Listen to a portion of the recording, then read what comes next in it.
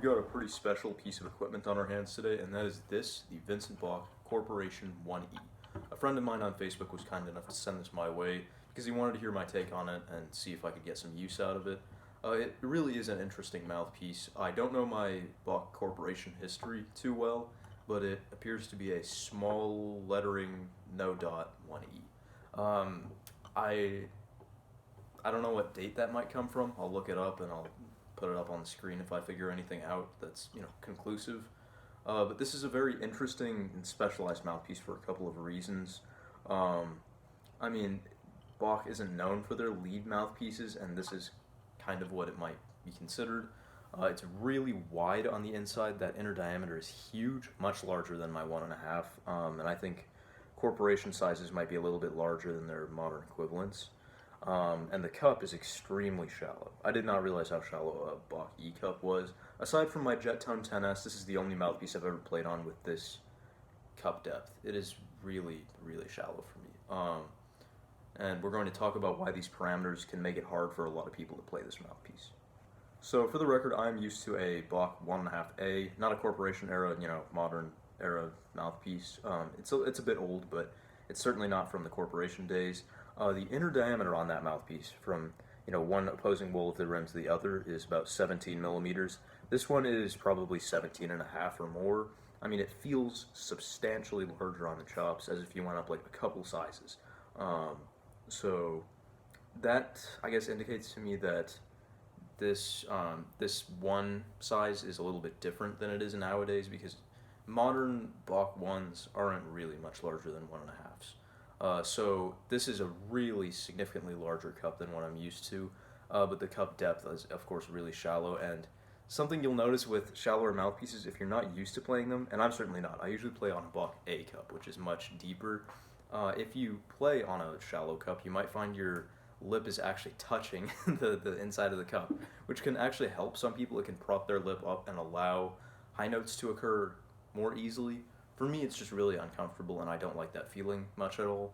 Now that I'm a little bit past the honeymoon phase of this mouthpiece, my lip isn't protruding into the cup quite as far, and I'm liking it more, but it's still a little bit too raucous for my trumpet playing.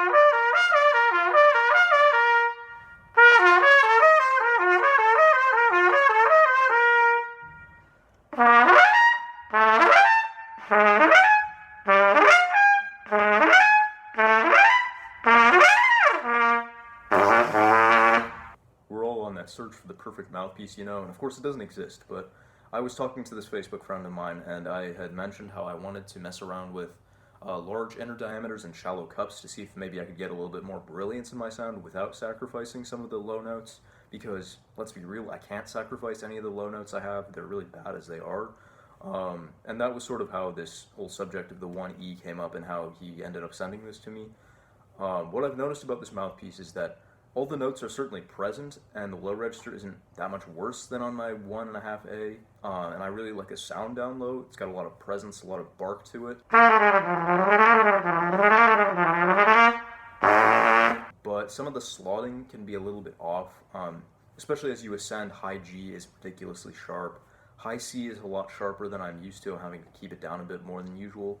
And some of the low notes can be sharp as well. And I think, if anything, if I had to guess, it's probably a backbore issue, because Bach is not known for creating good backbores on their lead mouthpieces. They have a nice symphonic backbore, they have a nice all-around backbore. Their E-cups just do not quite have the right backbore for the sound. I don't know if it's a throat issue. The throat's probably a stock 27 or 20, maybe a 26. But I feel like it's a combination of the backbore and me not being quite used to the mouthpiece, to where I'm compensating a little bit for the extra chops in the cup. So that's why some people struggle playing on large diameters, is they're not used to using that much of their chops while playing, and so that causes them to tense up, and the high harmonics sort of get squeezed together. Their sound gets worse, the pitch goes up, etc. Overall, I do like this mouthpiece, but it is just a little bit crazy for me.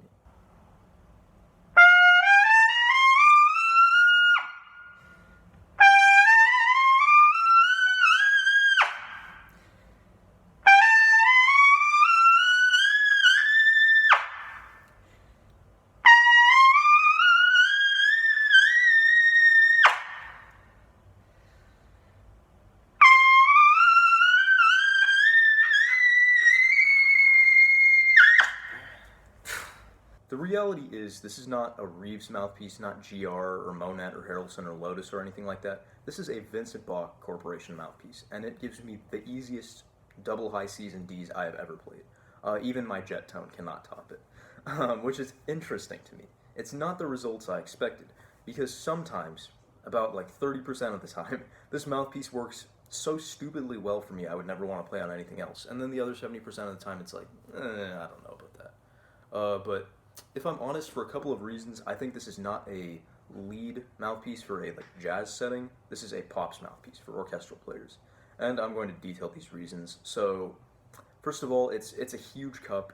You're going to get tired if you're in like a big band setting where you're playing constantly, but it can really work in your favor for like musicals and pops orchestra concerts, that sort of thing. And another reason why it works for the orchestra well is because it's not a 17-piece big band. It's like 60, 70 people often. So it creates, this mouthpiece has a huge sound. It's pointed like a lead mouthpiece would make it sound, but it's also got a little bit more spread because the back bore is, not really a lead back bore. And in addition to that, the cup is just huge in terms of diameter. So I think it really can be best used in pops orchestra settings rather than jazz settings.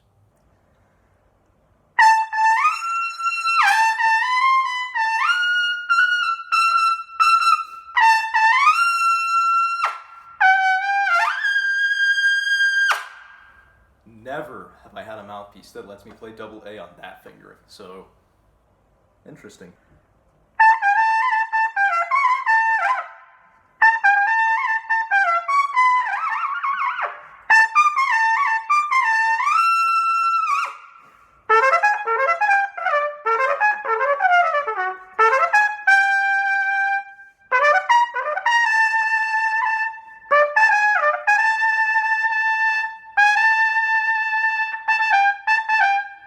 So that concludes my review of the Bach 1E Corporation era mouthpiece. I know the talking and the playing were very separate in this video.